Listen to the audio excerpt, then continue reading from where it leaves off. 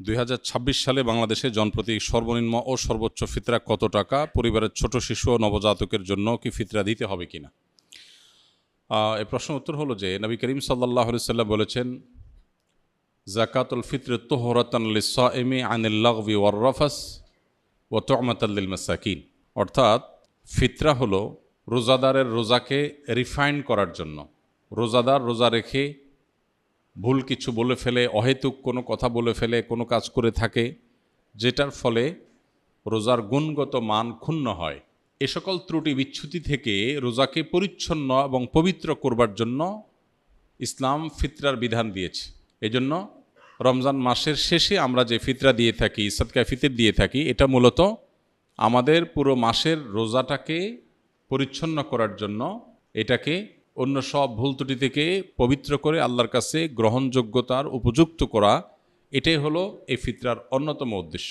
ফিতরার আরেকটা উদ্দেশ্য নবী সাল্লাল্লাহু আলাইহি ওয়াসাল্লাম বলেছেন, সেটা হলো তু'মাতাল লিল মাসাকিন, মিসকিনদের খাদ্য দান কর্মসূচি। পৃথিবীর ইতিহাসে এটাই সম্ভবত সর্বপ্রথম ব্যাপক এবং সমাজের সর্বস্তরের মানুষের জন্য, দুস্থ মানুষের জন্য খাদ্যদান কর্মসূচি। আজকের পৃথিবীতে বহু খাদ্যদান কর্মসূচি, কর্মবিনিময় খাদ্য, নানান প্রজেক্টের কথা আমরা জানি, কিন্তু ১৫০০ বছর আগে আল্লাহ নির্দেশে নবী করিম সাল্লাল্লাহু আলাইহি সাল্লাম রমজানের শেষে সকল রোজাদারদেরকে, সচ্ছল রোজাদারদেরকে যে ফিতরা দেওয়ার নির্দেশ করেছেন, এটার উদ্দেশ্যই হলো যে ঈদের একটি দিন অন্তত সকল অসহায়, দুস্থ, গরিব, অভাবী মানুষের বাসায় খাবারের ব্যবস্থা যেন থাকে। আজও পর্যন্ত পৃথিবীতে যত খাদ্যদান কর্মসূচি আছে, এর কোনোটিকে আল্লাহর দেওয়া ইসলামের এই ফিতরা ব্যবস্থাপনার সাথে কোনোভাবে তুলনা আপনি করতে পারবেন না। একযোগে গোটা বিশ্বের এত অভাবী মানুষের খাবার অন্য কোনো ইস্যুকে কেন্দ্র করে পৃথিবীর কেউ আজও পর্যন্ত দিতে পারেনি, যেটা রমজানকে ঘিরে ফিতরা কেন্দ্রিক খাদ্যদান কর্মসূচি মুসলমানরা গোটা বিশ্বব্যাপী করে থাকে। তো এই ফিতরা সম্পর্কে আমাদের অনেকেরই জানার থাকে, এবছর ফিতরা কত, এটার মূল কনসেপ্টটা আমাদের একটু জানা দরকার। ফিতরা কি প্রতি বছর চেঞ্জ হওয়ার জিনিস কিনা? আমরা প্রতি বছর তো ফিতরার দাম, মূল্য নির্ধারণ হয়ে থাকে। তো এটার উত্তর হলো যে ফিতরা যেহেতু খাদ্যদান কর্মসূচি, খাদ্যের পরিমাণ, পরিমাপ এটা শরিয়া ঠিক করে দিয়েছে। খাদ্যের মূল্য দিয়ে যদি ফিতরা আদায় করা হয়, তাহলে সেক্ষেত্রে খাদ্যের মূল্য তো উঠানামা করে, সেই হিসেবে ফিতরা কত হয় এক এক বছর এক একটা হতে পারে। নবী করিম সাল্লাল্লাহু আলাইহি সাল্লামের হাদিসে গম, আটা, যব, খেজুর, কিশমিশ এই সমস্ত খাবার দিয়ে মূলত ফিতরা দেওয়ার নির্দেশনা নবী সাল্লাল্লাহু আলাইহি সাল্লাম দিয়েছেন। এখন এই খাবার কি পরিমাণ দিতে হবে, এখানে আগের যুগে যে খাবার মাপার যে বিভিন্ন পাত্র ছিল, ধামা জাতীয় বিভিন্ন সাইজের, সেই পাত্রের পরিমাপের মধ্যেও একই পাত্র এক এক এলাকায় এক এক রকম ছিল। এরপর ভিত্তি করে সামান্য এদিক সেদিক একটু কম বেশি এর পরিমাপ এর ব্যাপারে ওলামাদের মত পার্থক্য আছে। তো আমরা যেহেতু ইস্যুতে সাধারণত যেটা সবাই করি, সতর্কতামূলকভাবে একটু বাড়িয়ে আমরা দিয়ে দিই। তো এই হলো ফিতরা ব্যবস্থাপনার মূল চিত্র। পরে এক সময় ফোকায়ে কেরাম অনেকে গবেষণা করলেন যে নবী করিম সাল্লাল্লাহু আলাইহি সাল্লামের সময়কার পৃথিবীতে সাধারণত পণ্যের বিনিময়ে পণ্যের কেনাবেচা হতো, মুদ্রার বিনিময়ে পণ্যের কেনাবেচা খুবই কম হতো।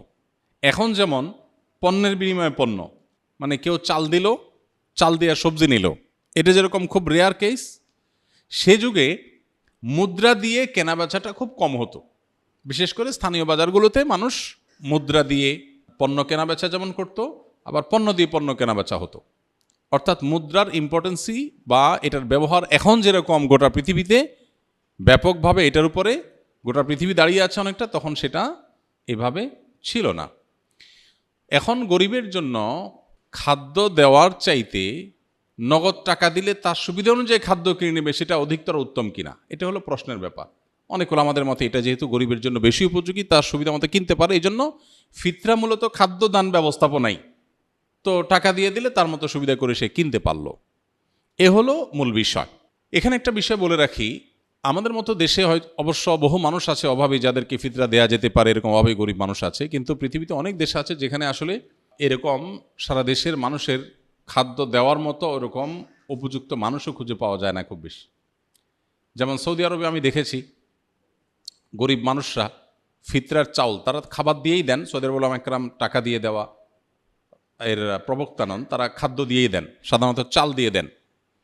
তো এখন একজনের পক্ষ থেকে তারা 2 কেজি 2.5 কেজি চাল দিয়ে দেন। ফ্যামিলি কয়েকজন হলে ওইভাবে তারা বস্তা করে বিক্রি করেন। দোকানগুলোতে সব রমজান উপলক্ষে ফিতরার চাল বিক্রি হয় বিভিন্ন প্যাকেজে, 5 কেজি 10 কেজির বস্তা। তো আমি দেখেছি যে সেখানে গরিবরা অনেকেই চালের স্তূপ হয়ে যায়, কারণ গরিব তো খুব কম, ফিতরা তো সবাই দিচ্ছে আর সবাই তো চালই দিচ্ছে। তো এমনও দেখা গেছে যে গরিব মহিলা উনি পিক আপে করে মসজিদের সামনে আসছেন চাল কালেকশন করার জন্য, এবং এটা কমন চিত্র সৌদিতে। সবাই যে পরিমাণ চাল দিছে, উনি ওই পিক আপ রেখে দিছে সামনে, রেখে বসে আছে, সবাই চাল এনে এনে ফেলে দিচ্ছে, পিক আপ স্তূপ হয়ে গেছে। পরে এই চালটা কি হয়, বাংলাদেশি ইন্ডিয়ান যারা সেখানে শ্রমিক বা প্রবাসী আছেন, অনেক সময় দেখা যায় যে চাল দাতা কিনেছেন 30 রিয়াল দিয়া, ওইটাই মহিলা বিক্রি করতেছে 15 রিয়ালে। প্রবাসী বাংলাদেশি বা অন্য যারা আছে তারা সেটা কমে কিনে নেয়। তো এইটাতে দিন শেষে আসলে ওই যে গরিব যে তার ক্ষতি হলো, অর্থাৎ লসটা মূলত তার হলো। এটা একটা বাস্তবতা। এর প্রেক্ষিতে ওলামায়ে আহনাফ, অনেক ওলামায়ে ইকরাম বলেন যে ফিতরা যদি টাকা দিয়ে, পয়সা দিয়ে দিলে গরিবের আরও বেশি উপকার হয়, তাহলে সেক্ষেত্রে এটা দিয়েও দেওয়া যাবে, কিন্তু মূল লাইনটা হবে ওই খাদ্যকে কেন্দ্র করে। কথাটা বোঝা গেছে? তো সেই হিসেবে এই বছর সম্ভবত 110 টাকা সর্বনিম্ন, কারণ ওই যে ফিতরা তো কিশমিশ দিয়ে দেওয়া যায়, গম দিয়ে দেওয়া যায়, খেজুর দিয়ে দেওয়া যায়, অতএব ভ্যারি করে।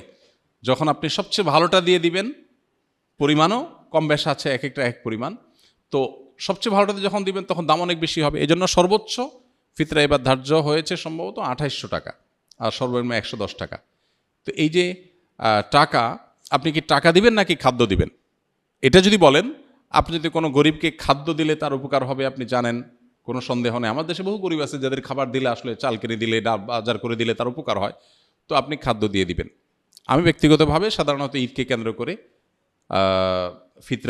ফিতরার জন্য গরিব কোনো পরিবারকে সবার পক্ষ থেকে আমি চাল কিনে দিই, আর এক্সট্রা হিসেবে নিজে থেকে ঈদ উপলক্ষে আরও কিছু খাবার মুড়ি টুড়ি কিনে যাতে করে সুন্দর করে তারা খেতে পারে, এটা করি। এর শরীয়ত আমাকে শরীয়ত নির্দেশ দিয়েছে শুধুমাত্র আমাকে মৌলিক খাদ্য যে রেস্টটা দিতে, তার পাশাপাশি অন্য কিছু নফল হিসাবে আমি দেই। এটা আমার নিজস্ব চর্চা।